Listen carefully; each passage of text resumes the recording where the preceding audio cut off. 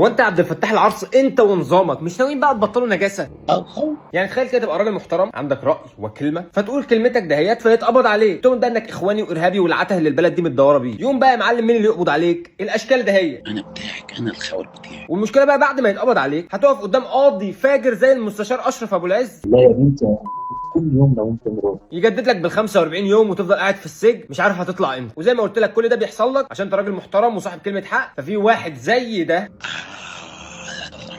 قرر ان هو يحبسك، ثم جاء واحد زي ده تشتمك ولا تزعلي؟ قرر ان هو يأمم على كلام المجرم ده ويكون عون ليه وينفذ اللي عبد الفتاح العرص عايز يعمله في المصريين. سيداتي وسادتي رحبوا معي بالمستشار اشرف ابو العز، وهو بعيد كل البعد عن العز والشرف والكرامه. كان نائب رئيس محكمه النقض سابقا، المحكمه اللي بتجيلها قضايا ناس مظلومه سواء بقى باعدامات او مؤبدات او 15 سنه، فيأمن على الحكم بتاعهم والناس دي تفضل مرميه في السجون يا اما تتعدم وحياتها تتدمر وحياه عوائلها كلها. وزي ما قلت لك كل ده ليه؟ عشان واحد زي ده شغل كلب زي ده عشان يلفق لك قضيه، فيقوم القاضي المجرم اللي زي ده في الاخر يفضل حبسك. المستشار اشرف ابو الذل السادي النجس مراته تبقى مين؟ رانيا الشيمي، نائبه في مجلس الطراطير، اقصد يعني مجلس الشعب بتاع السيسي، وهي امينه المراه في حزب حماة وطن اللي هو تابع للجيش طبعا. تعال بقى ناخد بصه سريعه كده على سياده المستشار درع الشعب. كان بيعمل ايه في التسريب اللي الملك طلعه له؟ خد بالك يا استاذ ويا استاذه التسريب ده تقيل حبتين، فلو انت بقى ما بتحبش الحاجات دي والحاجات دي بتاذيك ما تكملش الفيديو. انما انت بقى لو عايز تعال نشوف. طب بصي بقى، حطي ايدك صباعك الاتنين في النص من فوق كده. طب بتطلع ايه يا عم انت؟ دخليهم كده من فوق. ايه ده؟ والحته اللي فوق دي حط صباعك تحتها كده من فوق خالص يعني. وات انت مش مظبوط يا فاهمه؟ وحكاها جامد قوي. بس الحته اللي فوق فاهمه؟ جامد بقى اللي هو ايه؟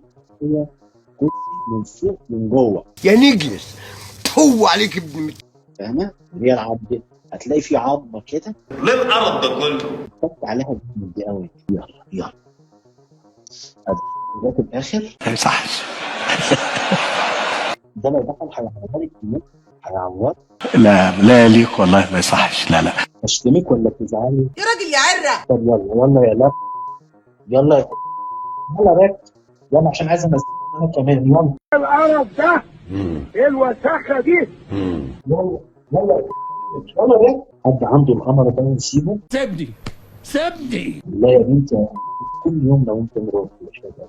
يا راجل يا نجم. هم دول يا ساده نوعيه القضاه اللي بيحكموا على المظلومين والضحايا، هم دول حماة الوطن، واحنا الارهابيين الوحشين الكخه. قال لي يا اخويا مفيش حد فينا عمره طلع له حاجه زي كده يعني ليه؟ طبعا في قضاه لسه عندهم شرف وكرامه شويه ودول قله طبعا، بس طبعا مش هنشوفهم ولا نعرفهم لان اللي بيقرب وبيظهر هم المعرصين والانجاس امثال المستشار اشرف ابو العز. اصل يعني بالمنطق والعقل عبد الفتاح العرص اللي العيال كانت بتضربه وهو صغير هيقرب مين منه يعني؟ اكيد الاشكال ده هي دي نوعيه القضاه بتاعت العرص بلحه. والله يوم الكرامه لا يجي يشيل ما يخلي يطربقها على دماغ ميتين اهاليكم يا انجاس يا اللي نجستوا البلد. دي فضيحه، ده انتوا مدعره. ايه العر والخرا ده الدكتور مرسي حكم سنه واحده كان كل حاجه تحت عينيكم كنتوا بتتجسسوا عليهم. قال لا يا اخويا مفيش حد فيهم طلع له حاجه يعني كده ولا كده. هو ناس وحشين وانجاس بقى وناس خونه، وانتوا اللي في السلطه والحكم ومعاكم كل حاجه وبيطلع لكم النجاسه والوساخه ده هي. والله احنا ايدينا تتقطع قبل ما تحط في ايديكم النكسه يا انجاس يا اللي عرتوا مصر وفضحتوها يا اوسخ ما خرت مصر، لانه حاشا والله ان مصر تنجب مثلكم. واخيرا يحيى المصري لتحيا مصر، والسيسي